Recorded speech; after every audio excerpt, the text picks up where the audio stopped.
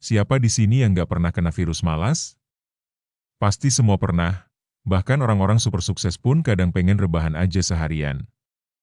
Tapi, kalau rasa malas ini sudah jadi kebiasaan dan menghambat kita buat punya better life, better mental, apalagi better future, itu baru masalah besar. Kita nggak bisa biarkan si malas ini jadi bos dalam hidup kita. Biar hidup makin berarti, kamu perlu jurus-jurus ampuh yang bisa dipakai buat ngelawan rasa malas hingga ke akar-akarnya. Yuk, kita bongkar strateginya dengan gaya santai dan semangat buat glow up. Pilar pertama, kenali dulu siapa musuhmu untuk menggali akar kemalasan. Langkah pertama buat ngelawan rasa malas itu adalah introspeksi. Rasa malas itu seringkali bukan karena kita beneran gak mau kerja, tapi karena ada sesuatu yang gak beres di balik layar. Jadi, coba luangkan waktu buat mencari tahu, kenapa aku malas? Seringkali, rasa malas itu muncul karena kita kelelahan yang luar biasa, baik fisik maupun mental. Kalau tubuh kurang istirahat atau kurang tidur, energi buat ngapa-ngapain pasti nol besar, dan otak kita otomatis menyalakan mode power saving alias malas-malasan. Penyebab lainnya adalah kewalahan karena tugas atau target kita terlalu besar, terlalu banyak, atau terlalu menakutkan, sehingga otak kita milih shutdown aja daripada pusing. Atau bisa juga, kita malas karena tujuan gak jelas atau pekerjaan yang kita lakukan itu terlalu monoton dan membosankan. Dan dalam psikologi, ini sering disalahartikan dengan kebosanan. Dengan mencatat kegiatan harian kita selama seminggu, kita bisa mendeteksi pola mana yang jadi pemicu utama si malas datang. Kalau udah tahu akarnya, baru bisa dikasih obat yang tepat, entah itu istirahat, me time, atau merombak ulang rencana kerja. Pilar kedua, mindset positif dan kesehatan mental atau better mental. Setelah tahu penyebabnya, kita harus upgrade pola pikir kita. Musuh terbesar kita itu bukan tugasnya, tapi pikiran negatif yang suka membisikkan rasa pesimis, rasa bersalah, atau rasa nggak mampu. Kita harus ubah pandangan terhadap tugas itu, alih-alih melihatnya sebagai beban yang berat, coba deh lihat itu sebagai kesempatan buat belajar dan berkembang. Kita harus berpikir positif dan menyemangati diri sendiri, yakin kalau kita bisa menyelesaikan tugas hari ini juga.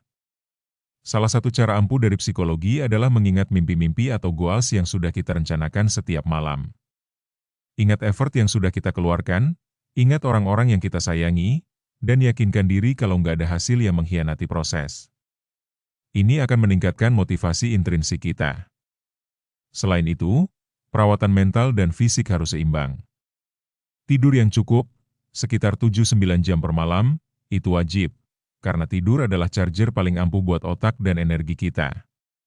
Aktivitas fisik ringan seperti jalan santai saat istirahat juga terbukti bisa mengembalikan fokus dan mood kita, karena olahraga melepaskan endorfin yang bikin kita lebih bahagia dan bersemangat. Bahkan, meditasi singkat yang rutin, meskipun hanya 5-10 menit sehari, bisa membantu kita lebih tenang, fokus, dan gampang mengelola perasaan, termasuk membuang jauh-jauh rasa malas. Ingat, nggak ada salahnya juga mencari dukungan sosial dari teman atau mentor, karena berbagi tantangan itu bisa memberikan dorongan semangat tambahan.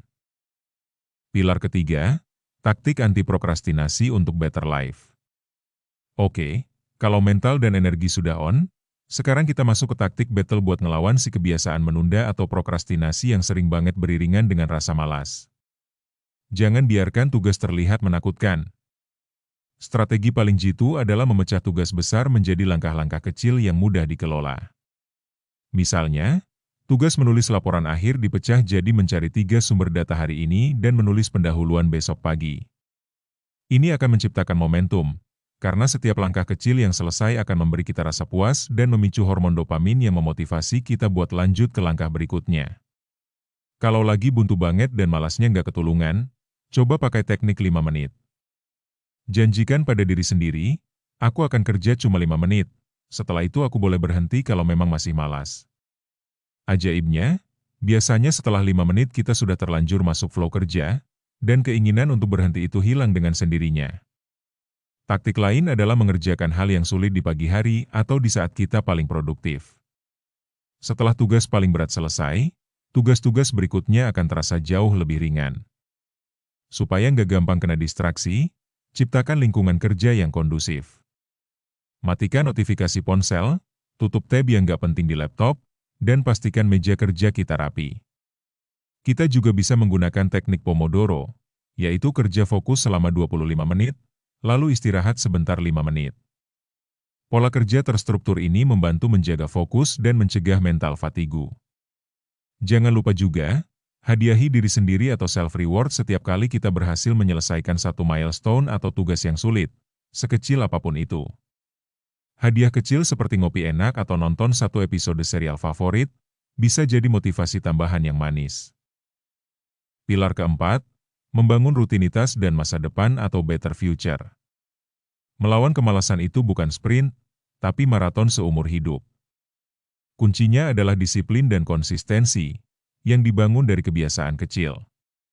Tentukan target harian yang realistis dan terukur. Nggak perlu muluk-muluk, yang penting setiap hari ada kemajuan.